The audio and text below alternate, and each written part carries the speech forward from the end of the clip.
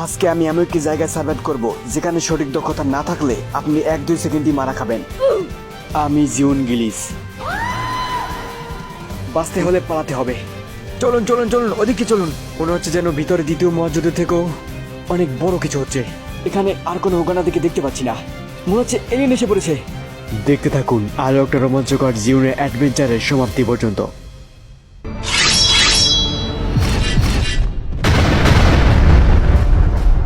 আমি আবারও মারা খেতে আসছি বারমুডায়। এটা এমন একটা দ্বীপ যেটা সভ্যতার আদি যুগ থেকে রয়েছে। দুই কথায় বলতে গেলে মানুষ আর প্রকৃতির যুদ্ধক্ষেত্র, আর এলিয়েনের জন্য একটা কুস্তির ময়দান। চলো এবার লাফানো যাক। প্রতিবারের মতো আমি আজকে যাব একটি বিশেষ জায়গায়। আমি যাচ্ছি গেইনেকাকুর কিছুদিন আগে দান করা স্টেডিয়ামে, যেখানে প্রতি দৈনিক হাজার হাজার মানুষ নামক এলিয়েনরা ল্যান্ডিং করে। আর আজকে আমি তাদের ভিতরে ল্যান্ডিং করব আর দেখাবো কিভাবে এখানে এসে মানুষ মারা খায়। ওরে বাপরে, পেশকটা শক্ত করে ধরতে হবে। এখন ভালো একটা ছাদ জায়গা থেকে ল্যান্ডিং করতে হবে। একটুর জন্য হোগায় ব্যথা পাইনি। বাপরে, একটা ধোকর গেছে। এখন দেখতে হবে যে এখানে কোনো ল্যাপটপ বাইক আছে কিনা, কারণ নামার সময় দেখেছি অনেক হকারনাতে আমার সাথে নামছে, তবে এখন দেখতে পাচ্ছি না। মনে হচ্ছে, হ্যাঁ মনে হচ্ছে এদিকটা কেউ আছে, পায়ের শব্দ পাচ্ছি। যাই হোক, চলুন সামনের দিকে যাওয়া যাক।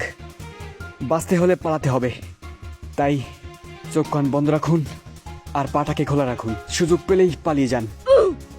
যেহেতু এটা র্যাঙ্ক ম্যাচ, তাই এখানে ঝুঁকি নেওয়াটা একটা বুদ্ধিমানের কাজ। তাই আমি ঝুঁকি না নিয়ে লুকিয়ে লুকিয়ে কিছু একটা ফালাবার চেষ্টা করব।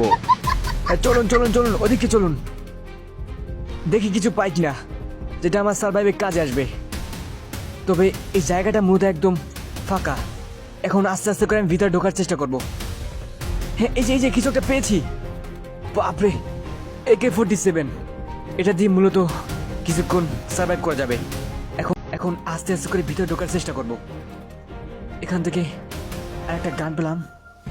এখন দেখা যাক যে এখানে কোনো হোগার নাতি বা কোনো লেউটার নাতি এখানে আছে কিনা। মনে হচ্ছে যেন ভিতরে দ্বিতীয় মহাযুদ্ধ থেকেও অনেক বড় কিছু হচ্ছে, তাই সাবধান থাকাটা একটা বুদ্ধিমানের কাজ। তাই আমি সাবধান না থেকে ফাইজলামি করার চেষ্টা করব। একটু দেখার চেষ্টা করি। ওই যে দেখতে পেলেন? হ্যাঁ, ওই যে, বাপরে, ও মাই গড, দেখতে পেলেন কিভাবে হোগানা থেকে মেরে দিলাম। মূলত লুকিয়ে লুকিয়ে এলিয়েনদের মারার পদ্ধতি এরকমেরই। 1941 সালে দাদা নানারা এরকমের পদ্ধতি ব্যবহার করে এলিয়েনদের শিকার করত। তবে এটা বেশ পুরনো পদ্ধতি, আর আমাকে এখন নতুন কিছু খুঁজতে হবে। আর একটু ভালো করে দেখার চেষ্টা করলে এখানে আর কোনো হোগানা দিকে দেখতে পাচ্ছি না। বাপরে, পিছন থেকে একদম জ্বলা। কেউ চাইলে আমাকে ঢুকিয়ে দিতে পারে, তাই আমাকে বেশ সাবধান থাকতে হবে। দেখা যাক করে আমি কি করতে পারি। পারিপার্শ্বিক পরিবেশ সম্বন্ধে সচেতনতায় টিকে থাকার সম্ভাবনা অনেকটা বাড়িয়ে দেয়। আর এখানেও প্রায় একই নিয়ম। এই জায়গাটা একবার দেখুন। বাপরে, দেখে মনে হবে যে ফিফা বিশ্বকাপটা এখানে অনুষ্ঠিত হবে। ওরে বাপরে, এখন চলুন আমরা উপর দিকে যাব আর দেখব যে এখানে কি রয়েছে। মূলত এখান থেকে বাইরের দিকে রাস্তা রয়েছে, তবে এখান থেকে এলিয়েন আসার সম্ভাবনা অনেকটা বেশি। এই জায়গাটা একবার দেখুন। এখান থেকে পুরো স্টেডিয়ামটা একদম ক্লিয়ার দেখা যায়। তবে এখন, ওরে বাপরে, মনে হচ্ছে এলিয়েন এসে পড়েছে। যাই হোক, এখন আমাকে লুকাতে হবে। এই জায়গাটায় এদিকটা মনে হচ্ছে। এখন একটাই কথা হবে, বাঁচতে হলে পালাতে হবে। বাপরে।